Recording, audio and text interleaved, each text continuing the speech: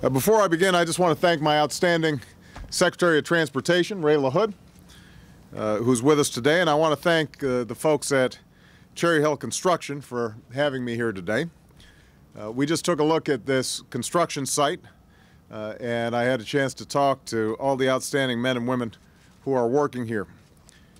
Talking with them was a reminder of just how hard they work every single day, just how hard they fight on behalf of their families, and just how hard these times have been for working men and women like them.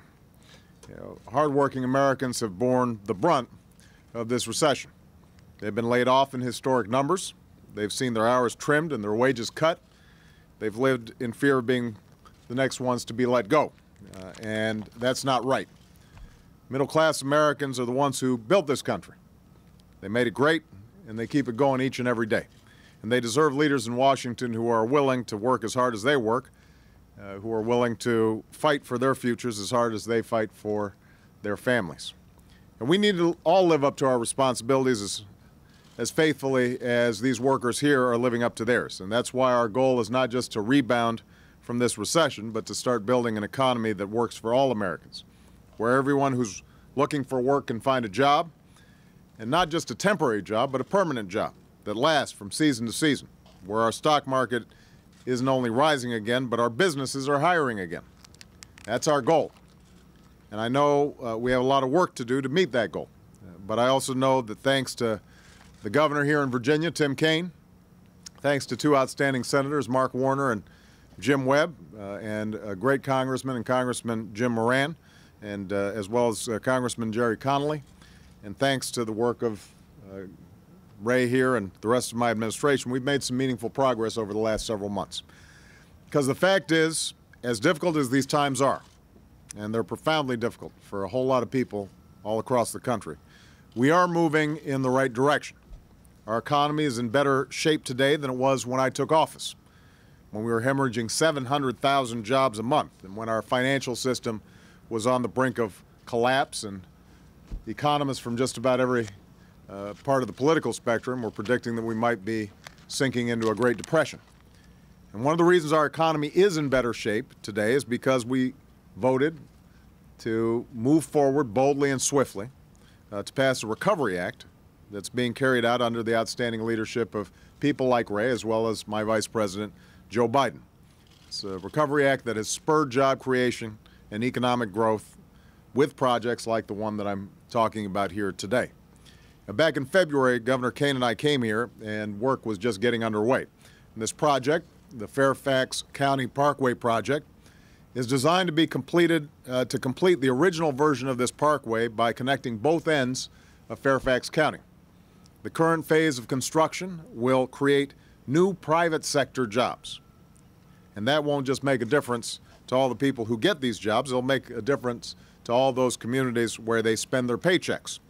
Businesses of all size will be fueled by their paychecks in Fairfax County, in Virginia, and beyond. This project is the largest of its kind in the state, but is just one of more than 60 that are being planned all across Virginia. And it's one of 8,000 highway projects that have been approved under the Recovery Act across this country, nearly 5,000 of which are already under construction.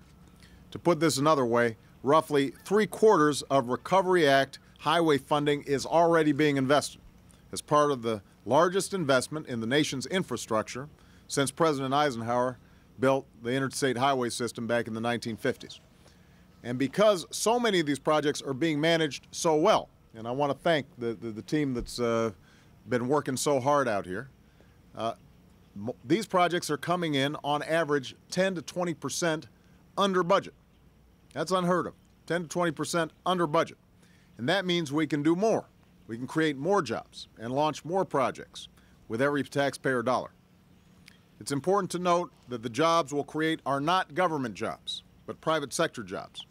And Cherry Hill Construction was able to put people to work because of this project, just as other private contractors are doing because of similar projects across the country.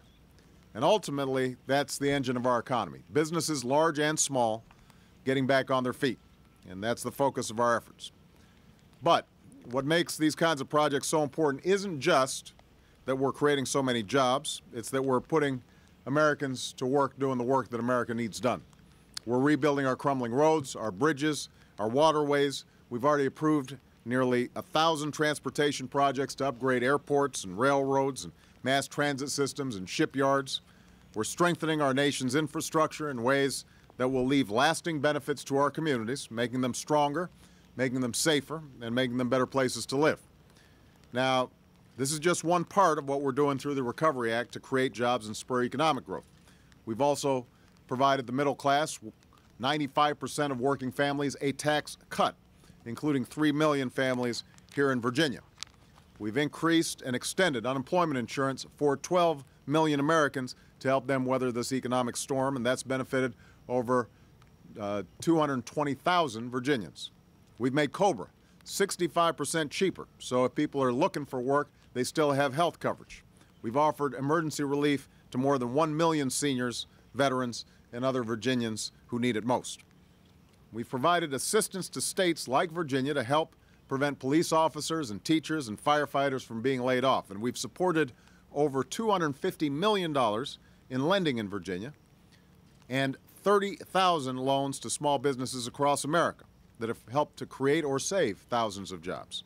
And every American can track how their dollars are being spent by going to recovery.gov, because I'm committed to upholding the highest standards of transparency and accountability for how we spend taxpayer money. So, here's the bottom line. We're moving forward on a number of economic fronts, and we're going to continue to explore each and every avenue that I can think of that will lead to job creation and economic growth. But it all starts with projects like this, because if we can put Americans to work rebuilding the Fairfax County Parkway, we can help get the economy moving again in Fairfax County.